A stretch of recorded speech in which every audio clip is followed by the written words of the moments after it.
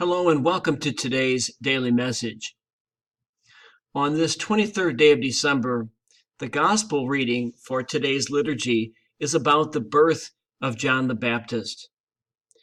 You see John the Baptist pictured here. And if you notice closely in the Gospel of Luke, there is a parallel. Luke presents a parallel between the birth of John the Baptist and the birth of Jesus. So the birth of John the Baptist is announced. The birth of Jesus is announced. The birth of John the Baptist takes place, and then the birth of Jesus takes place.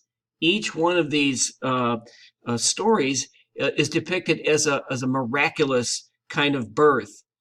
Elizabeth is too old to be able to bear children, and Mary is a virgin. So clearly the author of Luke is trying to tell us that both John the Baptist and Jesus are very important people in the story of salvation. Why John the Baptist? Well, there's two reasons. First of all, in Jewish theology, Jewish messianic theology, the belief was that the Messiah, before the coming of the Messiah, there would be someone, a herald, a witness who would come before him to announce his coming. And that's the role that John the Baptist played. But secondly, John the Baptist plays a role in being a witness to the coming of Jesus. And that's where his presence is important to us, because we too are to be heralds, witnesses of the presence of Jesus in the world today.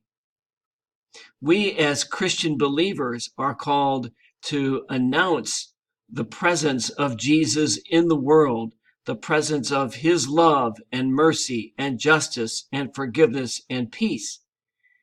And we make that proclamation not just in our words, we make that proclamation primarily through our actions.